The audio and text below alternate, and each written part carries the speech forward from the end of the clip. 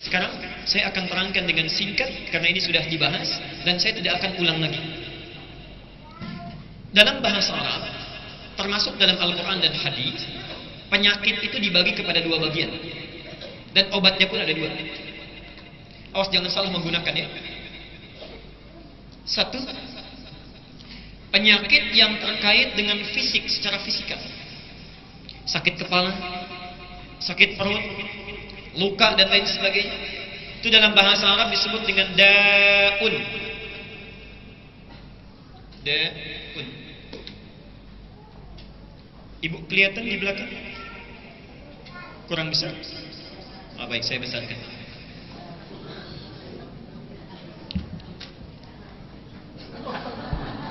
Ini. Ini. Sekarang kelihatan ya? Daun ini maksudnya penyakit fisik. Kalau ada orang-orang yang terkena penyakit fisik, maka rumusnya kata Rasulullah itu, cari namanya dawaun. Dawaun.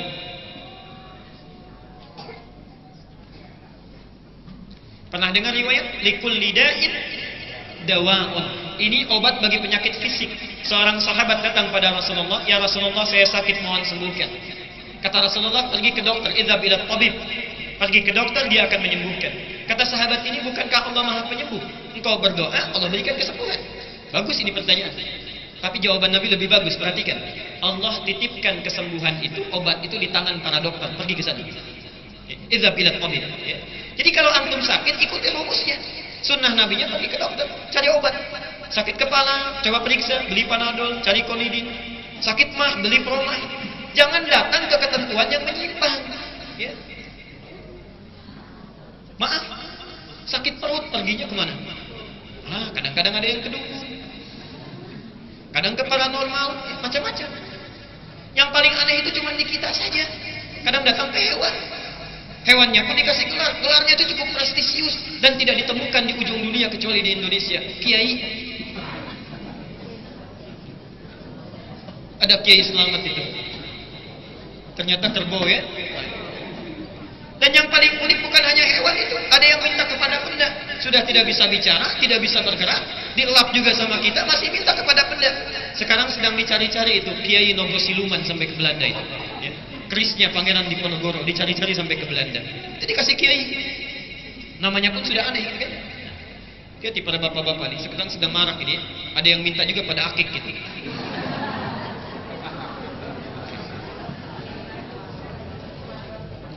Sekarang lihat, ada penyakit yang tidak terkait dengan fisik, nomor satu. Tidak terkait dengan fisik. Misal, maaf, sakit hati, cemburu, kan? Iri hati, dengki, sombong, riak dan sebagainya. Kalau sakit fisik itu bisa di sekujur tubuh, kalau yang ini tidak, itu cuma di jiwa. Ya. Itu penyakitnya disebut dengan maradun. Di hati, penyakitnya di hati.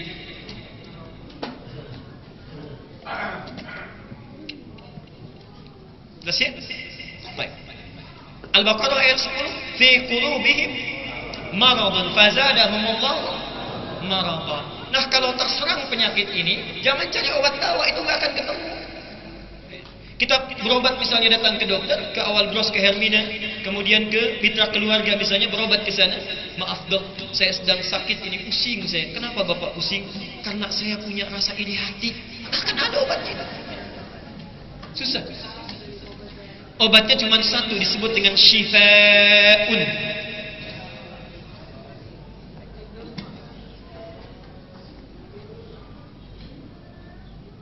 Pilih ayat Quran, dibacakan oleh kita. Saat membaca itu merasa mendekat kepada Allah. Ketika dibacakan dan ingat Allah, itulah Allah yang menjadikan hati kita menjadi tenang. Ala bidzikrillahi tatmainnul qulub. Dengan ingat kepada Allah, hati kita menjadi tenang. Cara mengingat Allah itu bisa dilakukan dengan membaca ayat-ayat Al-Quran. Jelas sampai sini? Yang paling hebat, perhatikan ya. Ini barangkali pesan saya kepada para ibu ini terutama. Tadi saya sampaikan, penyakit fisik itu apa namanya? Daun. Obatnya apa? Baik. terkadang kita akan menemukan salah satu penyakit yang secara medis klinis sudah susah obatnya. Obat sana sini susah, berobat ke dokter spesialis gak sembuh-sembuh, bahkan divonis sakit permanen dia. Nah, syifa pun bisa mengobati penyakit seperti itu dengan izin Allah. Syifa. Contoh, Imam Al-Bukhari, nama aslinya Muhammad, punya bapak namanya Ismail, punya kakek namanya Ibrahim, punya eyang namanya Al-Mughirah, punya eyang buyut namanya Al-Bardazbah. Muhammad bin Ismail bin Ibrahim bin Al-Mughirah bin Al-Bardazbah, tinggal di kecamatan Ju'fah Al-Ju'fi di Kabupaten Bukhara Al-Bukhari, di provinsi Khurasan Al-Khurasani di negara Uzbekistan sekarang. Itu saat lahir Bu, ya, ibu terutama, diharapkan oleh ayah bundanya untuk menjadi ulama besar. Sering berdoa. Qadarullah usia 2 tahun meninggal ayahnya. Usia 2 tahun. Usia 4 tahun, Pak, ternyata terserang penyakit buta. Dan butanya permanen. Ya. Berobat sana sini tidak sembuh. Perhatikan di sini ya. Ibu yang sangat hebat ini, umminya, melihat kenyataan ayahnya sudah meninggal, anaknya buta, tidak menyurutkan tekadnya menjadikan anaknya itu menjadi ulama besar di kemudian hari. Terus berdoa kepada Allah, memohon dengan kebaikan. Apa yang terjadi? Diberikan oleh Allah keistimewaan pada anak kecil ini. Butanya mata, buta terletak pada matanya, tapi hatinya sedemikian dalam dan cepat sekali menangkap sesuatu. Punya keistimewaan, sanggup mengingat apapun yang dibacakan kepadanya dan mengulang kembali tanpa salah sedikit pun. Jadi kalau dibacakan satu halaman penuh misalnya, itu selesai dibacakan bisa mengulang tanpa salah titik komanya. Al-Bukhari itu usia 5 tahun dikirim ke sekolah hafalan Al-Quran, diberikan khadim untuk membantu beliau. Masuklah di sini dimulai kisahnya ke Ma'had Al-Quran, belajar di situ. Gurunya saat itu sedang membacakan surat Qaf, surah ke-50 itu.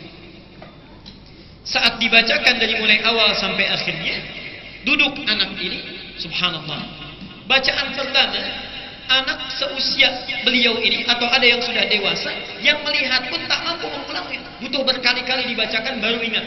Itu pun baru seayat, 2 ayat, 3 ayat. Al-Bukhari selesai dibacakan, tangannya sudah diangkat. Syekh hafidtu ala dhahri qalbi, saya sudah hafal di dalam jiwa saya, kata Al-Bukhari kecil itu. Subhanallah, syekhnya terpanjang, dipanggil ke depan, ta'ali bunai, maju ke depan. Subhanallah, ketika diminta oleh syekhnya, ikra, baca, dibacakan oleh Al-Bukhari kecil, langsung dirangkul oleh syekhnya, hafal persis, bukan sekedar hafal ayatnya, tapi makhrajnya, sifat hurufnya, tajwidnya nyaris persis sama dengan gurunya.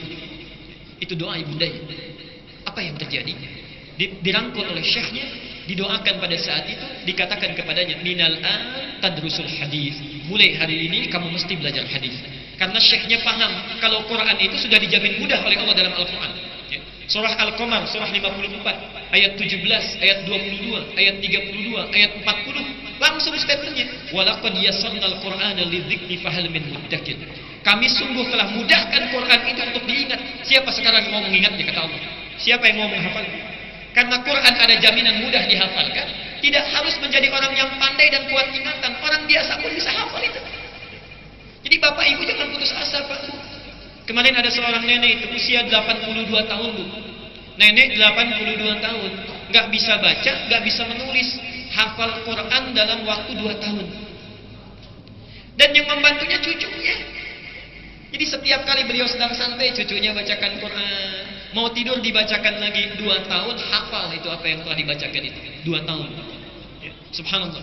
Ada lagi seorang bapak, anak muda dari Kuwait datang ke Saudi, ingin menjadi penggembala kambing, tapi punya 2 niat. Satu ingin haji, yang kedua ingin hafal Quran. Setiap berangkat, Pak, digembalakan kambing itu, naik ke bukit, dihafalkan sekian ayat, turun diulang lagi, subhanallah, qadarullah 10 bulan hafal Quran. Sampai dihajikan oleh tuannya dan dijadikan sebagai pemimpin dari para pekerja di sana. Antum bisa bayangkan, orang yang kerjanya menggembala kambing saja, bergulat dengan terik panas dan badai yang kadang-kadang dahsyat, naik turun ke bukit, kepanasan, kedinginan, bisa hafal Quran. Antum yang pekerjaannya sudah sedemikian santainya, fasilitasnya ada, di jalan, subhanallah, mobilnya enak, ada AC-nya, bisa setel tip radio, bisa dengar murotalnya, saking sayangnya Allah dikasih macet itu biar hafal Quran. Dikasih masjid. Sudah dikasih seperti itu, belum sempat juga untuk menghafal. Dengan cara apa lagi mesti difasilitasi? Subhanallah, ya. Baik, jadi ada cara di situ. Syekhnya mengatakan minal anfad nusul hadis. Mulai hari ini belajar hadis. Pulang Al-Bukhari datang kepada ibundanya. Diceritakan kisah bagaimana syekhnya mendoakannya tadi. Ibunya senang luar biasa, lalu berkata, lihat kalimatnya.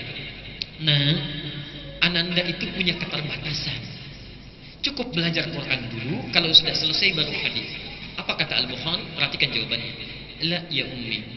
Atau dalam bahasa yang sopan, la ya amati, uridul hadis. Tidak, saya tetap ingin belajar hadis. Al-Bukhari meraba-raba jalan menuju ke kamarnya. Ibunya menyaksikan itu sedih luar biasa. Langsung masuk ke kamarnya menuju mihrabnya. Di situ berdoa memohon kepada Allah Subhanahu wa taala. Berlinang air matanya sampai capek berdoa, disebutkan dalam riwayat tertidur itu. Perhatikan doanya. Ibu bisa catat ini ya, maksudnya diingat. Yal Basir, disebut Asmaul Husna. Ini adab berdoa. Ya, kalau ibu bapak berdoa dengan menyebut Asmaul Husna, disebutkan dalam riwayat pertama, ini adalah aplikasi dari perintah Allah di surah ke-17 ayat 110. Minta berdoa, qulit Allah awid ar-Rahman, ya, ayyama tad'u falahul asma al-husna. Lihat hadis Nabi, kalau mau cepat buka kitabnya Sayyid Sabir, namanya Al-Aqaid Al-Islamiyah, halaman 31 ya, paragraf yang kedua nomor 1, baris 1 sampai dengan kelima. Ada hadis Nabi di situ disebutkan. Perhatikan kalimat hadisnya. Nabi SAW satu kali sedang lewat, sami'a rajulan yad'u, dia mendengar, Rasulullah mendengar seorang laki-laki berdoa kepada Allah. Perhatikan kalimatnya. Ya Allah, ashhadu bi annak Allahumma ashhadu bi annaka Allah as-samad alladzi lam yalid wa lam yulad. Ketika sampai pada kalimat itu, Nabi kemudian langsung menegurnya. Ya fulan, hei katanya, dari mana kamu tahu doa ini? Tahukah engkau at-tadri innama anta sa'alta, sungguh engkau telah meminta kepada Allah bi asma'ihil a'zam, dengan namanya yang paling utama. Idza du'iya ajaba wa idza su'ila a'ta. Kalau berdoa dengan itu pasti akan dijawab, dan kalau meminta sulit bagi Allah untuk menolaknya, pasti memberi. Perhatikan, Ibunda Al-Bukhari menyebut Yal Basir. Yal Basir, ya Allah yang maha menatap dengan tajam. Anaknya buta memohon kepada Allah dengan sifatnya yang maha melihat. Yalladzi ala kulli syai'in qadir, yang engkau maha kuasa atas segala sesuatu tanpa batasan sedikit pun. A'id basirat abdi, mohon kembalikan penglihatan anak saya. Perhatikan syifa yang datang. Ibunya menyebut Yal Basir. Al-Bukhari mengulang surat Qaf di kamarnya sampai ke ayat ke-22. Ketika ibundanya menyebut Yal Basir, Al-Bukhari kemudian membaca, laqad kunta fi ghaflatin min hadha, sungguh dulu engkau tidak bisa melihat. Fakashafna 'anka ghita'aka, maka mulai saat ini akan kami buka hijab yang menutup pandangan itu. Wa basarukal yawma hadid, mulai hari ini pandanganmu akan kembali menatap dengan tajam. Mulai hari ini pandanganmu akan kembali menatap dengan tajam. Padahal ayat ini tentang kejadian di kiamat. Ada orang saat di dunia buta, di kiamat bisa melihat. Ada orang melihat di hari kiamat bisa buta. Hati-hati ya. Ada orang melihat di dunia, di hari kiamat bisa buta. Rabbi lima hasyartani a'ma, ya Allah kenapa engkau kumpulkan kami dalam keadaan buta? Padahal dulu kami melihat. Tapi ada orang buta saat di dunia. Bapak ibu kenal Imam At-Tirmidzi? Kenal di mana? Imam At-Tirmidzi itu yang meriwayatkan banyak hadis, yang tahajudnya tidak pernah henti, yang siang sunnahnya nyaris sempurna. Subhanallah, di akhir hayatnya itu berdoa kepada Allah sampai matanya buta. Sampai matanya buta karena takut kalau pulang bekalnya belum cukup. Itu At-Tirmidzi itu. Takut kalau pulang itu bekalnya belum cukup. Ahli tahajud, hadisnya kita bacakan tiap waktu. Tiap waktu siang sunnah, jangankan yang fardunya, yang sunnah pun dikerjakan. Masih berdoa kepada Allah, takut sampai buta matanya berdoa. Takut kalau pulang itu belum cukup bekalnya. Kita yang surganya belum jelas, hisabnya tidak menentu. Jangankan sunnah yang wajibnya kadang-kadang tertinggalkan, hadis tidak tahu hafal berapa, Quran tidak tahu juz berapa sudah sampai di mananya. Cita-cita paling tinggi ingin masuk surga Firdaus bersama Nabi, apa amalan yang sudah disampaikan? Imam At-Tirmidzi. Perhatikan poinnya. Keutamaan akhirat diturunkan lebih cepat oleh Allah kepada Al-Bukhari di dunia. Perhatikan kalimatnya. Wa basarukal yawma hadid, tiba-tiba Al-Bukhari meloncat dari tempat tidurnya, terbuka pandangannya bisa melihat lagi. Dikejar ibundanya. Saat itu sedang tertidur. Ummi laqad ra'aitu. Saya sekarang sudah lihat lagi katanya. Ibunya kaget terbangun.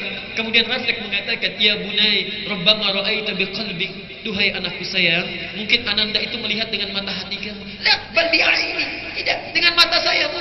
Ibu sekarang pakai baju apa? Di samping kita ada benda-benda, disebutkan satu-satu itu.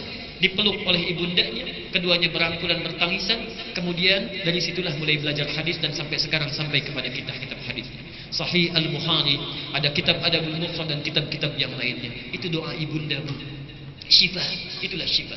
Kisah tadi ada di kitab Fathul Bari, Syarah Sahih Al-Bukhari, jilid pertama bab Al-Muqaddimah, halaman 613, paragraf yang ketiga, baris 1 sampai dengan 9. Antum bisa baca di situ.